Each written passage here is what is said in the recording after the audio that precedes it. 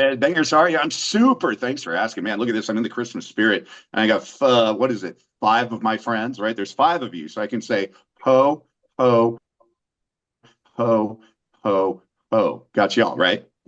Careful who you're calling hoe, Yeah, Mike. don't Hello? call me a hoe. It's a term of endearment. Well, Shaggy is up in Idaho. As the saying goes, Idaho, Idaho. But yeah, 94.9. 94.9 and 104.5, the pick KPKY is the station. Mike Gaube Headbangers has been on there now officially just over 4 years. David, of course, was my guest host a couple years there, and it's all due to Shaggy. So we can all thank him because anytime you guys have something that I can play, I bring it to him, and 99.9% of the time, he'll play it. So thanks to him, the show is in existence. Thanks, Are you Shaq. sure it wasn't? Are you sure it wasn't 94.9% of the time? All Anyone? right, we got Anyone? comedy. I We got got it. jokes. I got Bueller? Anyone? Anyone? I'm going to say bro, bro, bro, bro, bro. There's the Christmas spirit. There you But go. anyway, all right, we're all Rush fans. We're all Rush fans here. We're going to talk about this song that you did, this tribute you did to Neil Peart. You got to say it right, Peart. And I think it's it's only Pierre. 50 years. Peart. I'm just kidding. Peart It's shampoo. Pierre. Peart shampoo. I want everybody to tell how you got into Rush, because I'll tell you, when I first heard Rush, it was up there in Idaho Falls. Shaggy, you'll know this, Eagle Rock, junior high. And I remember hearing on a boombox outside, right there on the edge of the field in the back parking lot, Tom Sawyer. And of course, everybody's air drumming the part, right? And so then I got into them, and it turns out my brother-in-law, Rich, was really into Rush. So he kind of got me into their back catalog and stuff like that. So that's how I got into Rush. And that would have been what, 81, 82? When did Moving Pictures come out? Yep. Right Yep. around Yeah, Yeah. probably 81. I think 81. It Okay, came out so in let's start 80, with but you probably heard it in 81. that sounds about right. So Cathy, let's start with you. How did you get into Rush? Kind of similar to you. It was around 82, I think, 83. And my brother used to drive me to school, and he's an engineer, kind of nerd, super smart guy. And he was into Rush. And to torture me, he would take the top off his Jeep and like blaze through the school zone and piss off the school zone lady, and she would shake her fist at him. And I would be in the back trying to lay down so that my hair wasn't going all over the place because I was his annoying little sister. And he would blast that because at the time there was that big thing with rock music, like, and all the backmasking and stuff, and Red Star on the album. I was like kind of freaked out by, and so he would do it to just torture me. And what happened is I actually ended up really loving the music he was blasting. So I became a fan, and then ended up being a bigger fan than he was. And then I started later on, a few years later in high school, I started digging into their back catalog myself and just went down the rabbit hole and became obsessed.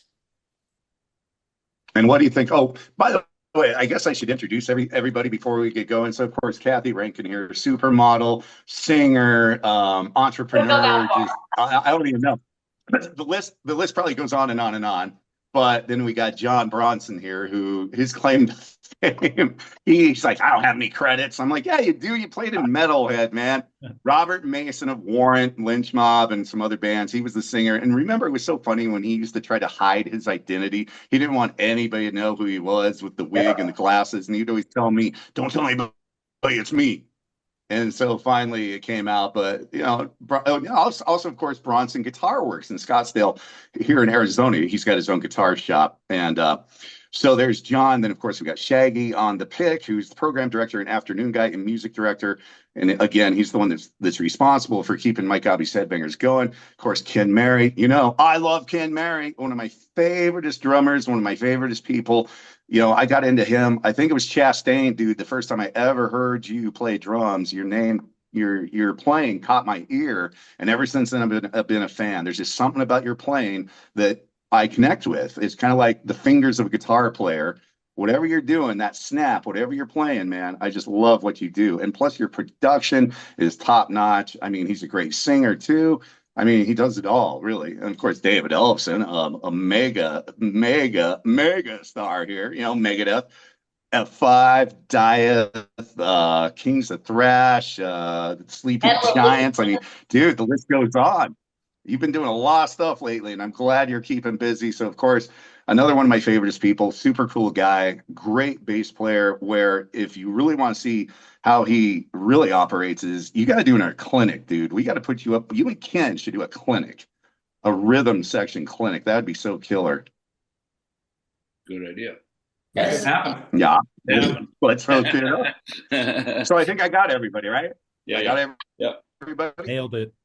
Okay, now I got David right here. So David, how did you get into Rush? And I know you're a big Rush fan because remember you jammed with Frank Hannon at BLK Live here in Scottsdale a while back. You jammed out Working Man with Frank Hannon of Tesla, and that was pretty badass. So I know you're a big fan.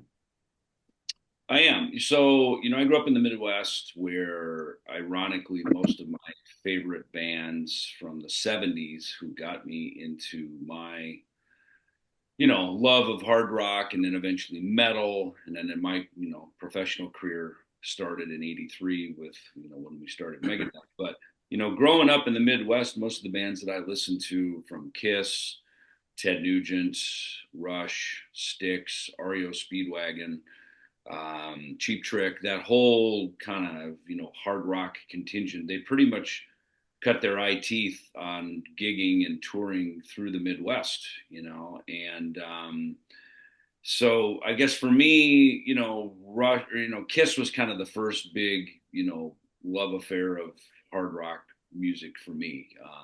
Everything about it, the fantasy, all that stuff, and then, once I kind of got over that, then it was Van Halen, Boston, then Rush, Cheap Trick, and all the rest of the stuff, Ted Nugent, and everything that came after that. But, for me, Rush, I used to see that All the World's a Stage album cover. There's like a local drugstore where I used to buy, like a pharmacy, right? On Main Street in Jackson, Minnesota. That's where I used to buy a lot of my records. And then finally a record store opened. But that All the World's a Stage just beckoned to me. It just called to me. Marshalls, a killer drum kit, the Ampeg amps, and most importantly, they had carpet on the stage. I was like, how fucking metal is that? To have carpet on your stage, right? And then I'd look at it, and then finally one day I bought it. And I did not know. I think probably the most striking thing for me was Geddy's voice. That really high, screeching, shrilling voice. Was so different, so unique to everything. But of course, as a bass player, myself, as a young, musician, hearing Geddy and Neil Peart's, their drum combination, bass and drum thing was just incredible, So, but they all looked cool, they sounded cool. And to me, that was what rock and roll was for me growing up. It was this fantasy. It was like if I had some people play fantasy football. If I had a fantasy gang to go join, it would be a band, right? So I think that's what my tribe did, growing up, probably John, Cathy, and Ken as well. What's my fantasy band that I could probably be in, And I think it still is my life pursuit is to like, where is that fantasy band? I'm still putting one together, and I've been in a gazillion of them. And, that's just what it is, even if we're in bands that are successful, you kind of go, people like you, Mike, or Shaggy would ask us in interviews, who's that one person you still haven't played with yet? You know what I mean? So there's always kind of this bucket list. So, that to me is kind of my overarching sort of career view of music, and Rush has always been, a part of that for me. Ken Mary. Yes, sir.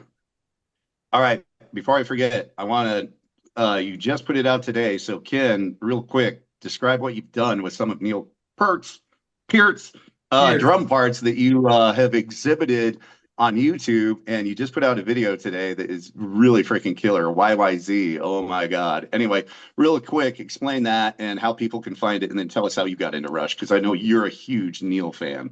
Oh yeah, Neil's probably one of my three major influences for me. Well, first I'll talk about how I actually got into Rush. My high school band was a band called Fifth Angel, and we used to play gigs, and we started out playing the entire side of 2112.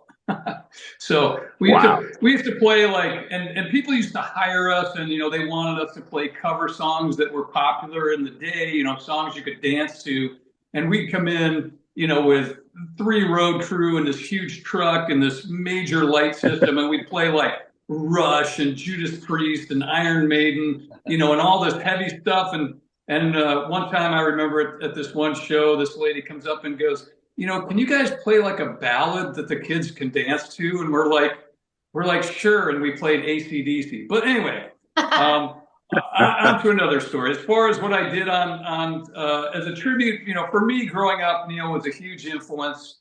And so I picked some songs that really influenced me as a player. And I took the drums off. Actually, this started as a dare. A friend of mine dared me. He said, hey, if you strip the drums as a session player, could you replace them?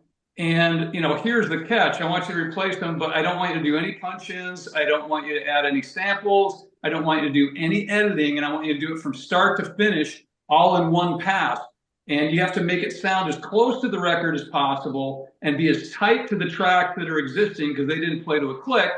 And so that was the challenge. And he did this during COVID when I was, a little bit bored and kind of dumb enough to take him up on the challenge. So anyway, I did some songs like that, some songs that really meant something to me. And I released the first one today, which was YYZ. Just, you can search it. I would search for Now You've Gone. That's the song we did with Cathy. That's an amazing tribute to Neil. Then you can look up Ken Mary, Neil Peart, and it will come up, and you can check out those tracks. I'll be posting one a week. So that's how you got into Rush? Well, I was introduced to it in my high school band. They found me when I was actually in junior high, and they were in high school. So they knew a lot more of the cool hip bands than I did, and Rush was one of the bands, and they were like, just like David Ellefson, Kiss was my actual first concert that I ever went to, and that was a mind-blowing experience. And then I got to see Rush, and that was another mind-blowing experience. But really, I was into it because the guys that ended up being Fifth Angel were really into Rush. They were older. They kind of introduced me to the band. And of course, when you hear the band and you hear what's going on musically, if you're a musician, I don't think there's a musician that was alive in that era that wasn't influenced in some way by Rush. And that was the Seattle area, correct? That was Seattle, Washington. Yeah. Yeah. Okay. John Bronson, how about you, buddy? How'd you get into Rush? I've been a big Rush fan for a long time. We have this debate. She thinks I'm not a real Rush fan, but I really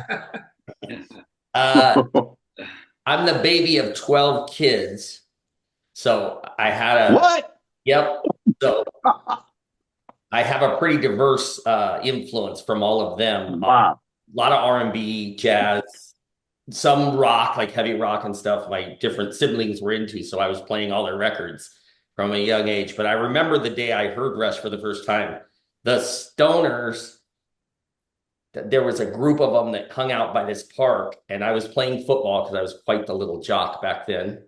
I remember hearing Tom Sawyer on a boombox and walking over there and saying, what is that? And ironically, I did play the guitar then. I was probably 10 or 11 maybe. And I played guitar unwillingly. I secretly wanted to be a drummer. Well, not secretly. I 100% wanted to be a drummer, but my mother would not allow the drums in the tiny apartment we lived in. So I was sort of chosen. Here's your instrument a little bit to play the guitar instead. But what always got me was the drums. I didn't even notice the other two. I was like, what is this drumming thing? So really, that was my huge thing. When I saw him, I saw Signals, and I watched Neil the entire time. And then that's actually when I noticed I was up pretty high. I went alone to the concert, and I noticed that 3 people were making that kind of music. And I was like, how is this possible? Obviously, I didn't know anything about backing tracks or anything. Like, that wouldn't even have entered my mind. But I looked down and I was watching their pedals, And those two, Neil and Getty, were playing full on instruments on their You feet. mean Alex and Getty? What did I say? Neil? Yeah, Yeah. He Alex was playing and Getty. things over there too, like Yeah. they were chordal things. And it was so amazing to me. It blew me away that three people could do that. That's when I started to notice the other two. But Neil, I was on the top watching him the entire time and completely blown away. So that's really what got me into him, is the drums. Huh. Ironically. Interesting. You know, it's funny. I grew up wanting to be a drummer too, and I actually did drum a little bit. And we formed a junior high and high school band. We were called Invasion. And man, talk about 4/4 time all the time. That was pretty much me. And then I switched to guitar. And I'm still like a wannabe, you know. But it's fun. I want to point out something. Shaggy is the baby of the group. I always joke with him. He was born 20 years too late. Because what are you now? 32? We've been over this before. But Shaggy, I think, I is just 32 turned years old. 32. But Yeah. loves this. Yeah.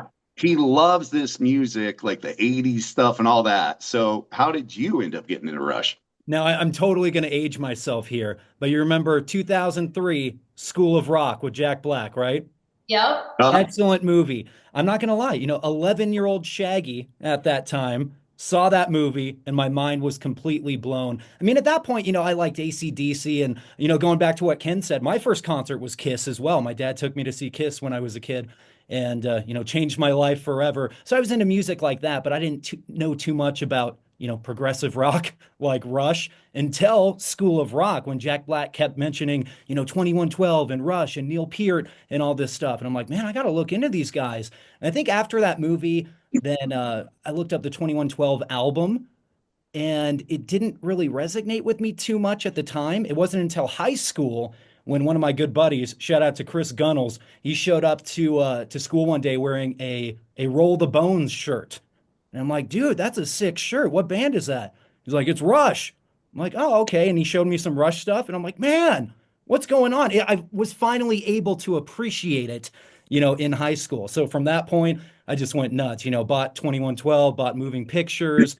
And I think at the time, their newest album was Clockwork Angels. Went and saw them on that tour. And I've been a lifelong fan ever since.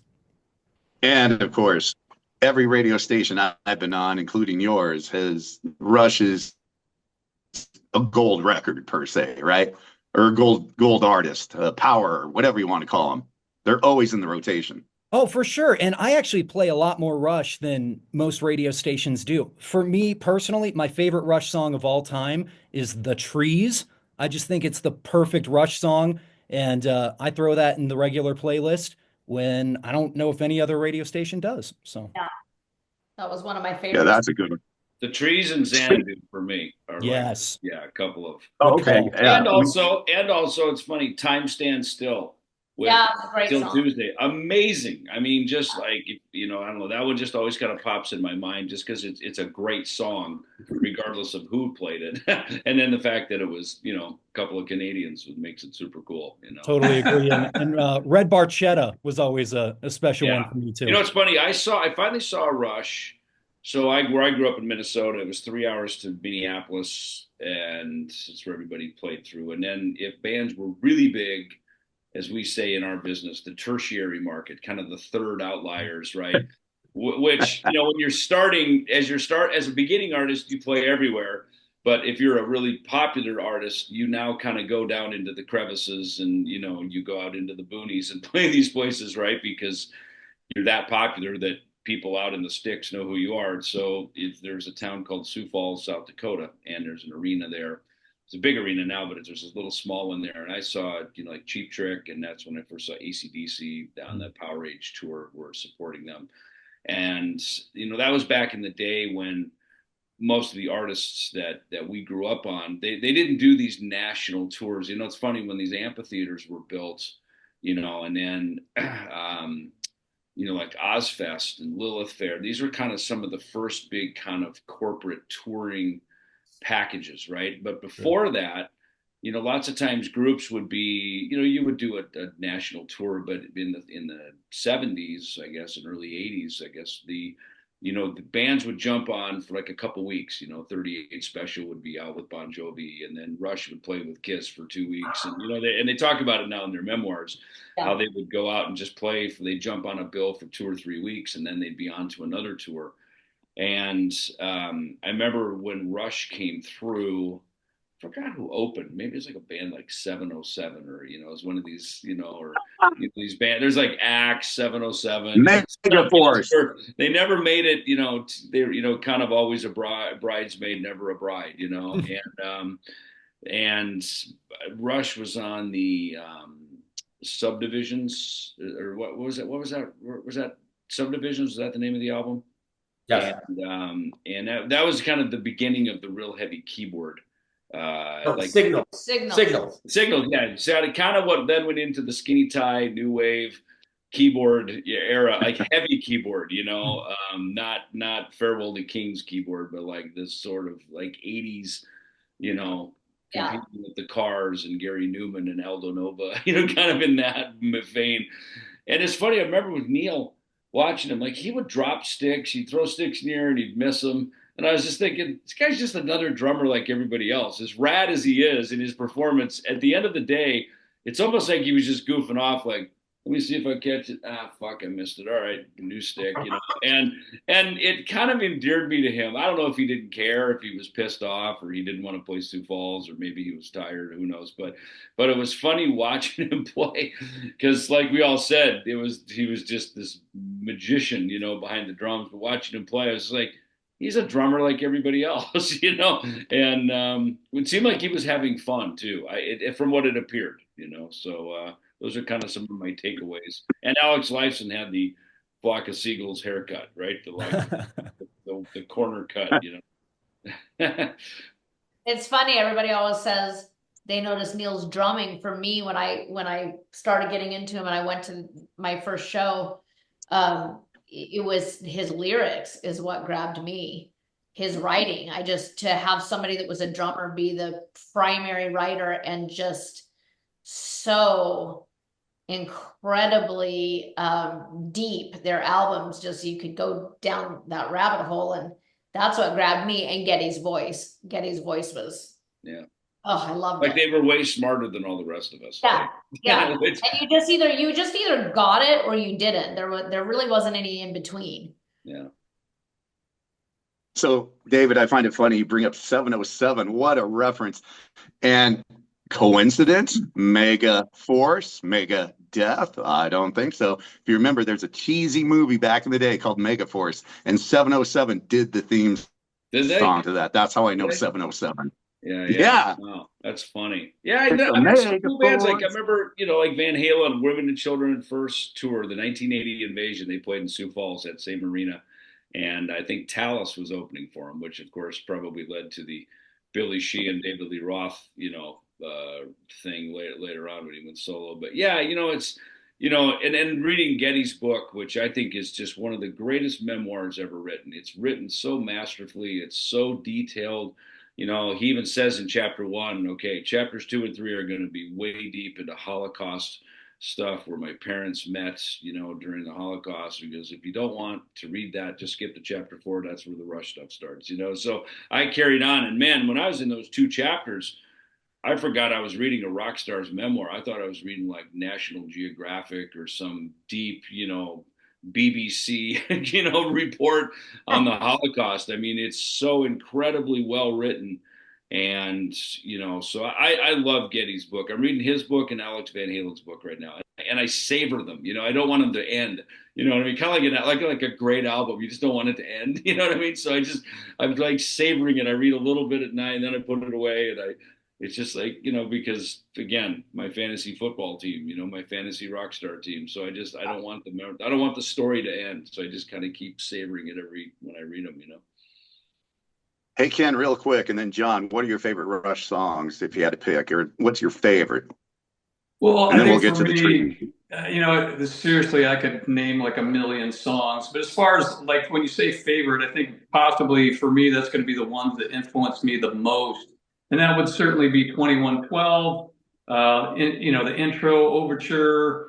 It's going to be Free Will. Tom Sawyer, YYZ, Subdivisions, Limelight. Actually, moving pictures to me, that was probably, that was an incredible album. I did see that tour at the Seattle Center Coliseum, an incredible band. But what I do want to not miss in this whole interview is talking about Cathy's song. Of Now you've course. gone, because I That's know we where don't we're have. leading I know right that we don't now. have endless amounts of time, but I Right, kind of right. want maybe we should segue into that. Thanks, Well, real Ken. quick, John, what's your favorite song? And then we're going to absolutely get into Now You've Gone. So, John, real quick. I pretty much love all their stuff, but I would say Subdivision, there's only one song I don't like, and we won't mention it, but it's kind of funny. Subdivisions, Red Barchetta, YYZ are the top three. But I actually heard Moving Pictures first, but then the next record I actually had was All the World's a Stage and wore that cassette out. But I love Signals like crazy. That's probably my favorite record. I don't know why, but I just love the thing front to back. Okay, as a collaboration, the people that Cathy got, I just got to mention real quick that Ken Mary and David Ellefson were pretty much responsible for my Headbangers theme song, bass and drums for the most part. Wild McBrown's on there as well. But David, he laid down the bass tracks without even a drum track, man, and he killed it. So, Cathy, first of all, you were devastated with Neil's death. Yeah. I know that from when we did our show a while back, you talked about it. So it affected you so much. You wrote a poem, which then became a song. Tell us how this all came together. Well, I'm the super nerd Rush fan, so like I like all the older stuff. And again, it was just Neil's writing that grabbed me. And when I had seen Rush probably 10 times. I had gone to their tours. And Clockwork Angels was the very last album they did. And the last song on that album was a song called The Garden, which is amazing. Neil wrote it about looking back at his life, or any of us looking back at our life, and what did we do? What did we leave behind? And I went to that tour, and I was lucky enough to be backstage and got to go into their sound check and watch them sound check. And I actually met Geddy in the hallway, and it was just like a whole bucket list day. And I remember sensing the vibe that this was it. This was going to be the last tour. And a little bit later on in the day, their tour manager at the time, Meg, she kind of alluded to that. And so I knew that this was going to be the last time we were probably ever going to see them play together. I didn't know why.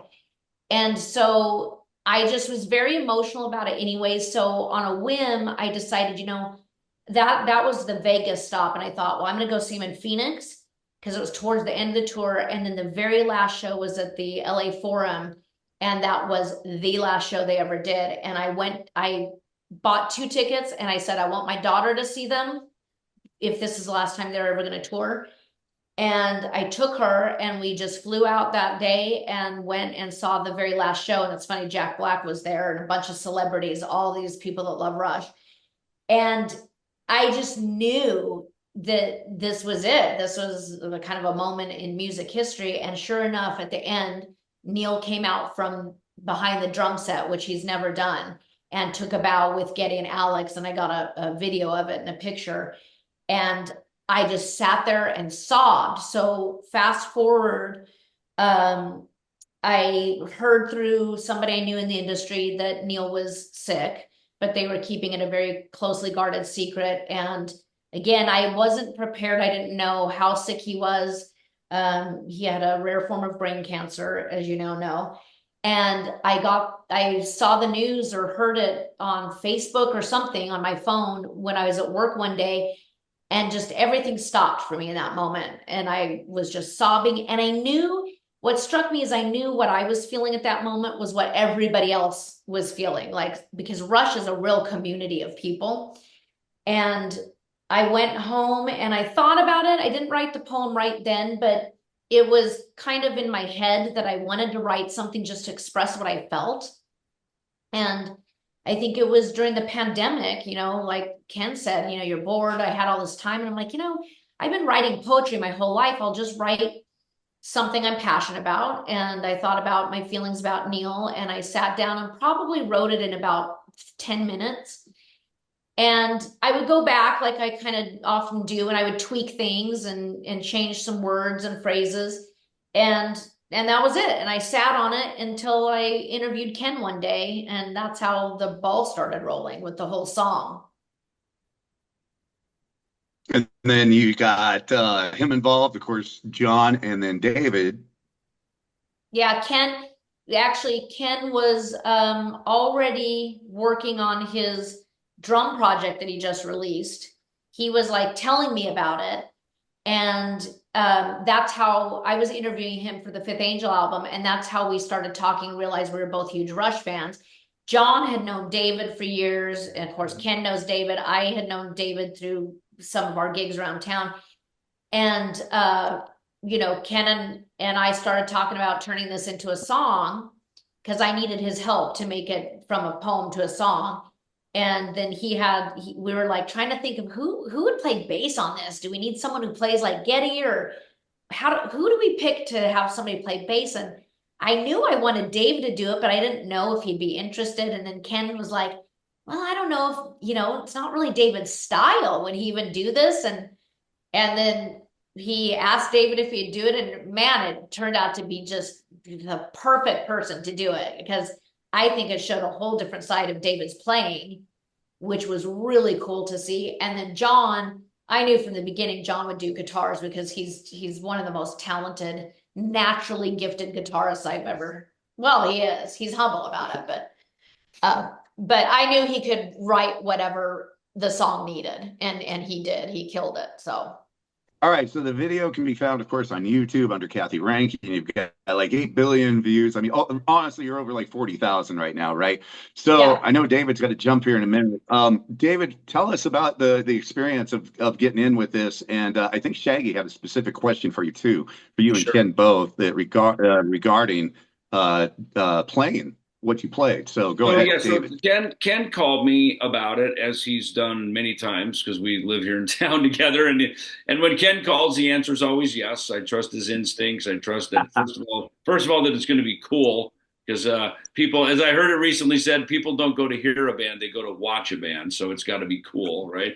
And he said it's for Cathy. He said, really? Okay, of course. I know Cathy and John, and seen their gigs around town, and great entertainers, and real musicians. And so so I drove down to Ken's studio, where he's probably at right now, and plugged in, and he sent me an MP3 of it just to kind of, so I was familiar with what I was walking into. And we did a bunch of really fun stuff, kind of just a very simple take, because it's a ballad, so it requires kind of get out of the way of the vocal and the story that's being told, that Cathy was singing.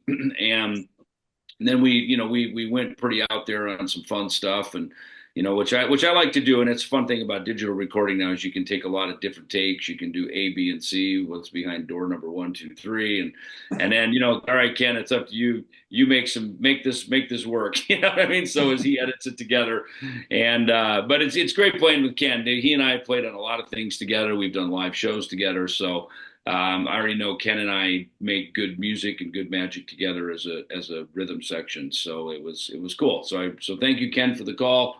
Thank you, Cathy and John, for the song. It was awesome.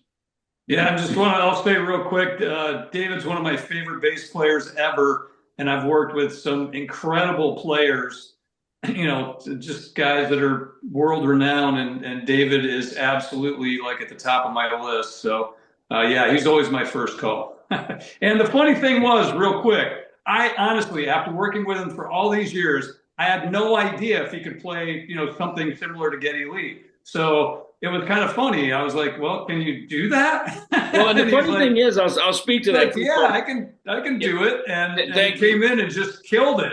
So thank you, Ken. I appreciate that. And I will say this, in the studio, and it helps when you've kind of grown up, in the same genre and around each other, like Ken and I have. You put a little, hey, where's a plug-in? Where's the right amp? Where's kind of the right thing to get the tone? Because we first started playing, it was kind of just the bass in, and it was kind of it's a little sterile as a direct bass tone normally is. And then we started goofing around. He goes, "Hey, well, I can try this little plug-in." All of a sudden, it was like Getty in a box, And then that's when we started having some fun. It was like, okay, now it's like, you know what I mean? Then it was like, and that's when we were kind of like, wow, this is like we're really doing it. Like this is like the Getty Neal moment. And then, Ken, I remember you said about Cathy. She goes, "Oh yeah, Cathy's a huge fan. She's been to like 15 Rush." Like, Cathy, she's a Rush fan, because Cathy is, again, supermodel, actress, rocker, but I was like, she's a Rush fan of all people, so you never know where the hidden Rush nerd may be in the audience, and it turns out it's for all of us, And as the Rush nerd, I can tell you Rush fans are super picky, and the thing coming in and doing a tribute to Rush as the bass player that's a tricky thing because everybody has such high reverence for Getty and his style of playing. And I remember John saying something when we saw and heard what David has done. He was like, "Oh man, David was playing with his fingers. He wasn't using a pick." And you just hadn't seen that too much. It was kind of unexpected. And then when Ken sent me what David had done, I was like, oh, it just changed the whole feel of the song. And you have to go back and listen to the song multiple times to pick up on everything. Like every time I would hear the song, I would hear something different that David has done. So he's very humble, but my gosh, I can see why he's one of Ken's favorite bass players, because he just did some really cool things in this song. But he makes it so effortless, you don't even realize sometimes what he's actually doing underneath it all. Yeah, that's why it's so cool to see him do a clinic, because then he breaks down his parts. You can just see him doing bass, and it's freaking amazing. And David, I just came up with something. Here's an idea for a new pedal. David Ellefson's Getty in a Box. Boom. He does have one, right? I wonder, do I have hang on a second. Oh, this is the Doug Pinnick, the Tech 21, but he does have a pedal, doesn't he? He's got one. John, you would know, right? Yeah, he's got one. Hands down. There's a Steve Harris one, and so I love these. But yeah, you're right. All right, Ken. So we've been new challenge. We need to come up with a Getty challenge. Yeah. Over to you, Ken. Getty in a Box. Well, don't give me a challenge. I might actually take it up. I know you will. No, I know you he'll will. do it. He'll do it. Hey, Shaggy, that was kind of your question, but go ahead, Shaggy, with the question you had. Yeah, David, I know you need to get going here in just a sec, but Rush is known as one of the most technical playing bands in probably all of rock and roll. So I kind of wanted to see if there was a debate between you and Ken possibly. What's more complicated, Geddy Lee's bass parts or Neil Peart's drumming parts? Oh, good question. So, it's interesting because when you're growing up, you hear all this proggy stuff and you don't really know what it is, right? So, but then as you get in the studios, you're working with professionals, and in the beginning, we're always working with everybody who's far ahead of us and advanced, and not just the musicians, but the producers and the engineers. And then I realized that all Geddy's doing is just about, and right? It's like when you first hear it, like Limelight, did you mention? Oh no, what was the song you mentioned off Permanent Waves, Ken? You're talking about Free Will? Free Will, yeah. With the cool little bass line. There's a middle section that's crazy in that song. Yeah, and then so as a 15-year-old in my basement in Minnesota, I'm going, oh my God, I have no frame of reference. I'm in jazz band and I'm learning all this stuff. But now I hear it and I'm going, all right, it's not that hard because it's pentatonic riffs, right? So everything's kind of in this right? Everything's kind of in these pentatonic boxes. And, I think for all of us, whenever you're playing someone else's music or learning their parts, or maybe as Ken and I have done, you're filling in and for somebody, famous, and Cathy and John, you guys do a lot of cover songs as well and some of your stuff. You find like where's kind of the center of what they do. I watch guitar players and you could tell they've listened to Michael Schenker. You hear, and for me, Geddy, like Steve Harris is kind of, Geezer Butler from Black Sabbath, Steve Harris from Iron Maiden, Geddy Lee from Rush. They're kind of in this this pentatonic box, and once you kind of figure out what that is, it's like you kind of know. It's like statistics. Where's the means and the mode and the deviation, right? There's the center of it, right? So there's the center, and I think for me, that's kind of how I, all of a sudden it's like you unlock the Getty box, like that's what he's doing, okay, and then on every song, there it is again, and so, and probably how I play as well, you kind of find the center of where I live in my parts on the fingerboard and that, and then you kind of go, that's how he plays. So then it's easier to figure out someone's parts. That for me is kind of the key to studying someone's playing. That's cool. Yeah. And what do you think, Ken, as to Shaggy's question? Shaggy, if you want to elaborate on that. Yeah, basically, what is more complicated, Geddy Lee's bass playing or Neil Peart's drumming? Well, I think the drumming honestly would be more complicated, and especially with a song like YYZ. I mean, think about that. That was I think it was almost 45 years ago that was recorded, and just playing it, obviously for what I just posted. When you think about that, how far ahead was Neil Peart in his drumming? Like the guy was years ahead of other players. So I think. You always have to take the player in their time period. Is it as hard today as it was back then? And, the answer is no. I mean, we've got guys that are playing double bass now with, 280 beats a minute and, crazy stuff. I mean, if you go look on, Instagram or YouTube, you're going to find people doing things that are technically a million times more difficult. But here's the thing. In that time period, it was absolutely groundbreaking and incredible. And the other part of it that's really incredible that never changes, in my opinion, is the composition. Like the thought process, the fact that Neil really opened the door for us to think of drums in a different manner than we do now. We definitely think of drums now as something that's very musical. It can do more than just lay a groove.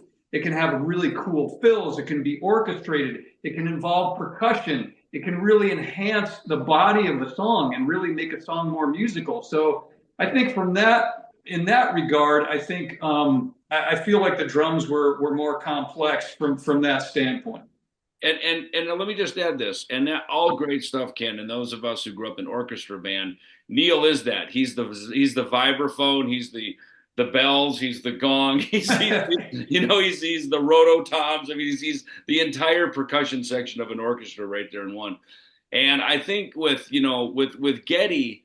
Geddy was a singer and a bass player who then turned into the keyboard player, played with the Moog pedals. Then he had the double neck. And so I think with, it seems like with those guys as they experimented with this stuff, every one of them, just like Neil was the entire percussion section of an orchestra all in one, right? As the professor on the drum kit, Geddy kind of evolved into becoming this entire bass, vocal, keyboard, he began to be kind of like all the stuff that sort of are the standout parts of a track, as sort of the front and the face of the band. If for no reason, then he's the singer, right? It's kind of what everybody listens to.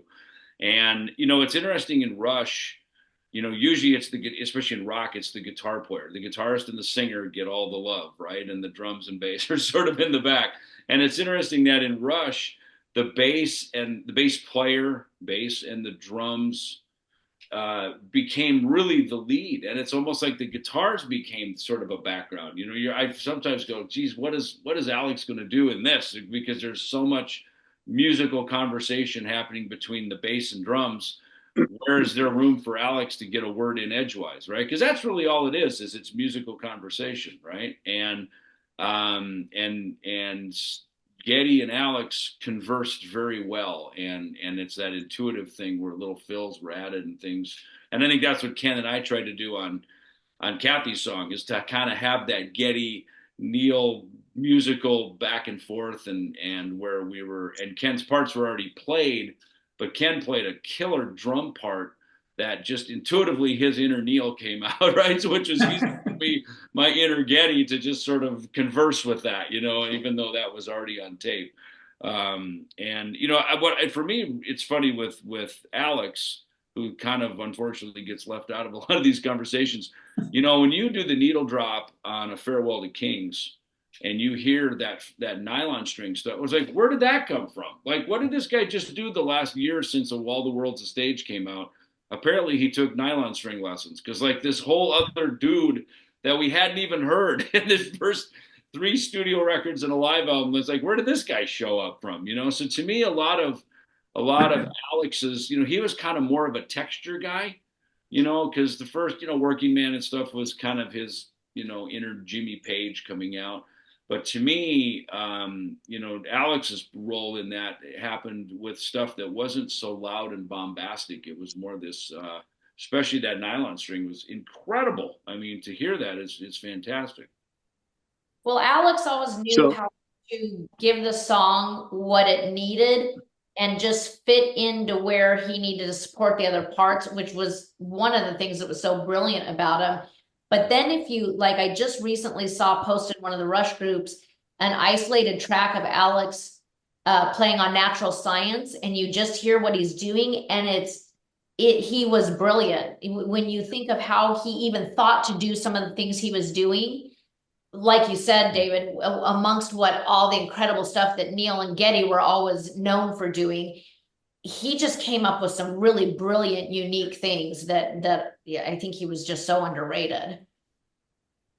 Yeah, he definitely doesn't get the credit he deserves. And if you do pay attention and listen to him, he does some shreddy stuff here and there. So John, what's your take on him and his playing?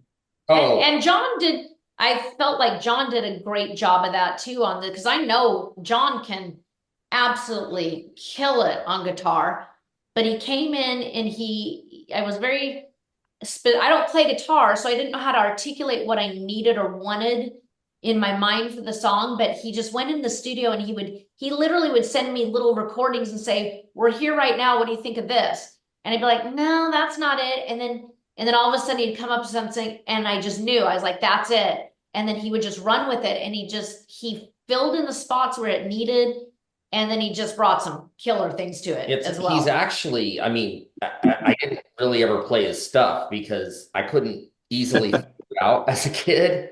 I remember walking by shortly after I was first introduced to them. I walked by this townhouse, and I heard the guy playing a Red Barchetta, the intro. And I thought it was a keyboard before, but I knew he was a guitar player. And I knew he was playing on 11. So it was like, and I'm like, oh my gosh, that's what that guy's doing. So I never really tackled Alex because I was like, I can't play like that. So I was playing other stuff my whole life. So I knew I was going to be challenged to do it. And it's super hard to do. Like you guys are saying, the way he fits stuff in is amazing.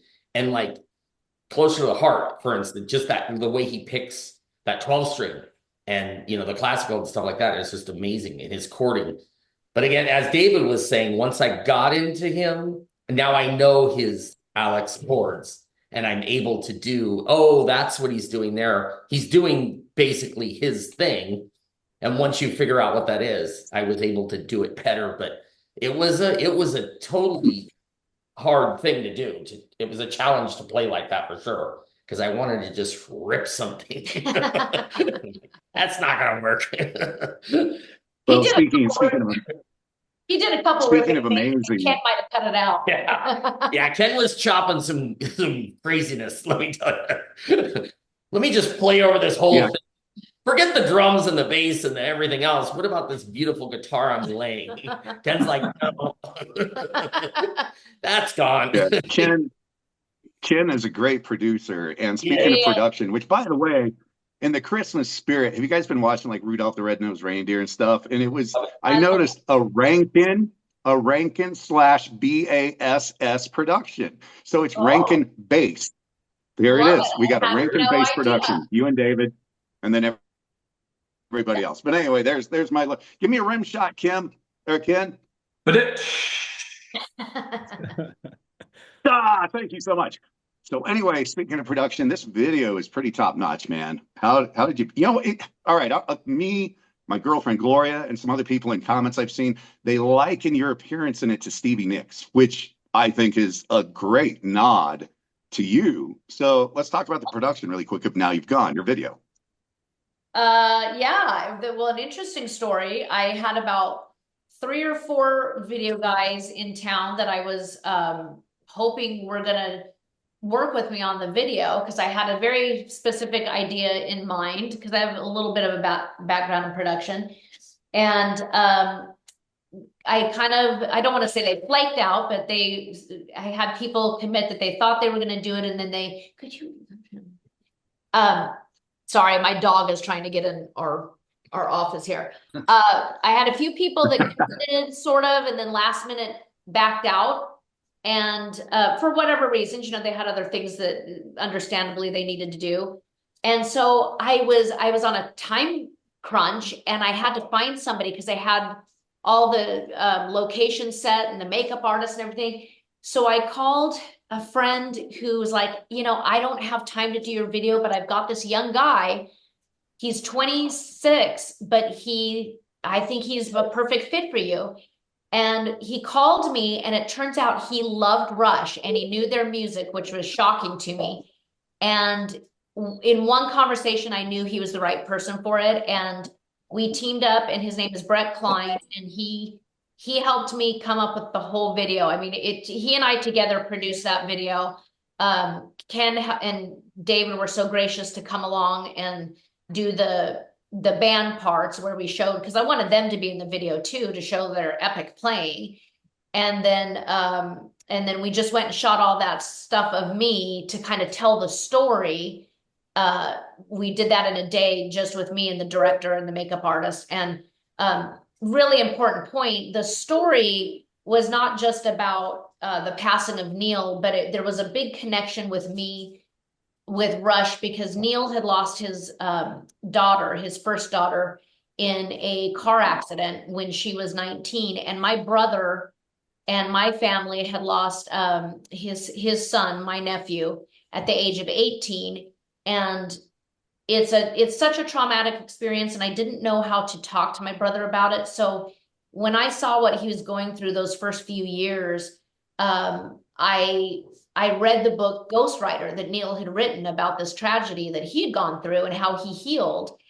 And it just struck a chord with me, of course. And I gave it to my brother as a gift, because, he was the one who got me into Rush, and he appreciates great writing. And that was it was a bridge for us to kind of figure out how to talk about it.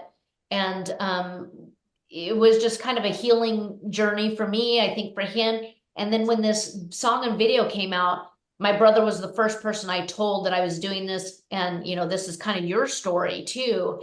And I just wanted to get his permission to make sure he was okay with it. And he loved it.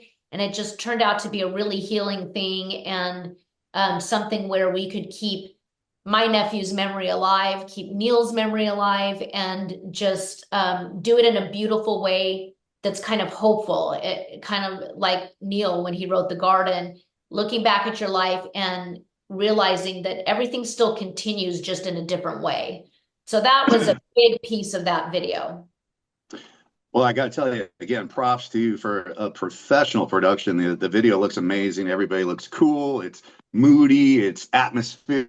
It's very cool. And the ending gets me with Ken putting his fist up in the air with the drumsticks. That's so freaking cool. Yeah, that was Brett's idea. This young kid, he knew every Rush. Really? Yes, he knew so much about Rush, and it was just so crazy that by happenstance he ended up on the project, and there just was nobody who would have been better for this than that guy. And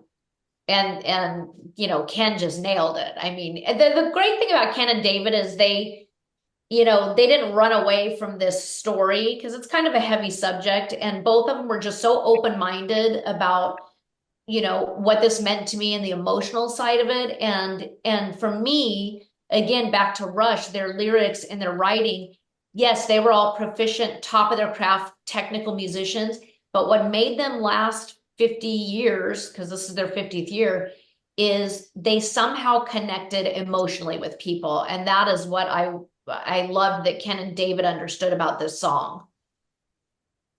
What do you think, David, before you got to go? I know you got to probably get out of here quick, but real quick, can you elaborate on that on your end a little bit? Yeah, it's, again, I got a chance to hear the MP3 that Ken sent over, so I got to kind of get familiar with the song. I always like to write a chart before I go in the studio, since time is money, even if it's just people's time. And I wanted, obviously I like to give the best performance that I can as well. So I got familiar with it, and I like playing bass after vocals are cut. I think in days past when Ken and I would make records, probably, in our careers, it's bass, drums, you sort of build the house, right? It's the foundation, and then you add all the accoutrements on top, bass and drums and rhythm guitar, lead guitar, vocals, and sort of build the track. But more and more, in the last, I don't know, 20, maybe even 30 years of me making records, I always like to play bass as far to the end of the session as possible. The more stuff I have to key into, to build melodies from, it's kind of, to me, it's maybe kind of a 80s pop sort of approach, Motown kind of approach, where they were cutting tracks, and you could hear the singer. So you can play around the vocal, because, like you said, it doesn't matter how rad the riff or anything else that's going on. Once the singer starts singing, that's where all the attention goes as the listener. Not just to the melody, but the quality of the voice. Plus, most importantly, what's the story that's being told? That's why those opening words of any song are so important, because they either lock you into the story, they grab you, or it's kind of like, all right, well, what's next? So, as a lyric writer, poem writer, became a lyric. Cathy, I think you did a great job at landing the listener on something that you could really, because there's that moment, when it's coming, you can just feel it as a listener. It's like, there it is. And it's like, okay, what's the story? Tell me the story. And I learned that even in songwriting, it's sort of like kind of two sentences. What's the song about? Obviously, the drummer from Rush, he passed away. This is my feeling about his life, or, yeah, there was this thing that happened. This is about, whatever it is. You kind of, that little 2-sentence elevator pitch. What's the song about? Tell me right now. Yeah. And if I got to explain, you've already lost me. Then that means you probably already lost the listener. So there's kind of these, just, don't bore us, get to the chorus kind of approach to things. And, like I said, for me, even as a bass player, it's either you're noodling because you're being a narcissist, or you're really, you're playing something that really kind of weaves into the tune. And, again, no better guy for me to study under than Geddy Lee, right? So, he was the master, because he was the singer and the bass player. So it's, it's this thing, and, how to, be a compelling, bass player, but also, lay the, the real gold out there as the singer. Got a new t-shirt for you, David. David Ellefson, don't bore us, get to the chorus. It's an adage, and Roxette actually had an album with that, but why not? Well, why not? That's funny. Yeah. But yeah. Hey, Ken, since you had a lot to do with production and everything, you did, of course, Sonic Fish Studios, you still call it, right? That is correct. You did pretty much all the recording and production, all that kind of stuff. What can you add to all this? And we'll kind of maybe wrap things up. But as we were talking about the production values, the video on the audio portion, dude, there's something about, it's just like you're drumming, the way you produce, it's the sound I like. You just make it sound really good. So whatever you did or whatever you do, you did it to this, and it sounds amazing. Well, thank you so much, Mike. I really appreciate that. And I do think one thing we've talked about is, kind of the chemistry that happened with everybody that was involved in the project. Dave brought something magical.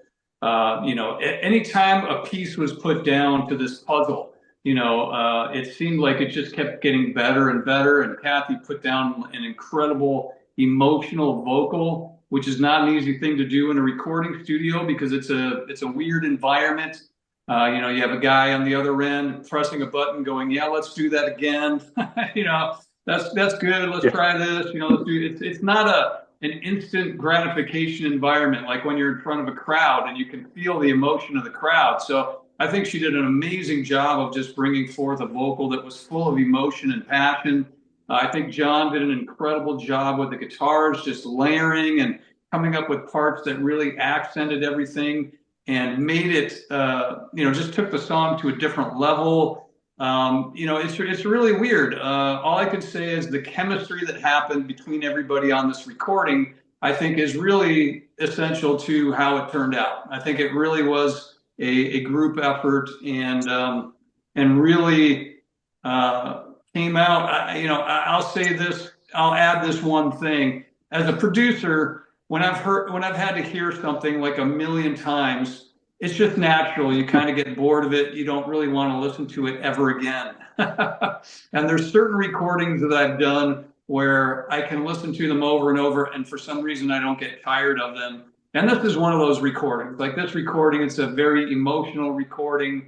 It means a lot. I think there's a mission behind the song, which I think is also a great aspect of the song. And so, everybody should check it out. Cathy Rankin, Now You've Gone. Check it out on YouTube. Check it out on Spotify. Tell your parents, tell your mom, give it to your kids for Christmas. Rate your congressperson. All those things. Now, Ken, did you have to release the fembots, and did you ever have to push the "Don't Suck" button? No, I did have to call everybody back in because we recorded everything, and I noticed that the suck button was pressed in. So I had to call everybody back and say, hey, sorry guys, you have to come back and relay all your parts. So we had to actually record it twice. Mike, I do want to say, because Ken won't toot his own horn, but this song would not be what it was without Ken. He is, like you said, he's an incredible producer, but he's an incredible writer. And he took this idea and this poem, and he made it into something that I was just so proud of. And he taught me so much in the process, and he just put together this epic composition that it really is a masterpiece in my mind. And when he sent back what he was doing with it, I just was blown away. And people can't underestimate how much he did to make this song what it is, because it's a lot more than just drums. And yes, like you said, definitely check it out. YouTube, Spotify. Go ahead. Oh, and he put those little Rush Easter egg pieces in that people love, that whole instrumental ending. Yeah. And I will be putting the link to the video down below. So awesome. Anyone watching right now, down below in the description, click the link on the video and watch it. It's awesome. Great. Thank you so much. There you go. Okay. Cathy Rankin, John Bronson, Ken Mary, David Ellefson, Shaggy, thank you all so much for doing this for not only Mike Gaube's Headbangers, but also 94.9 and 104.5 The Pick. We love Mike Gaube. Thank you. And we love you, Shaggy. Thank you so much. Right back at you. Brilliant work on the song. I really enjoyed it. Merry Christmas. See you, everybody. See you guys.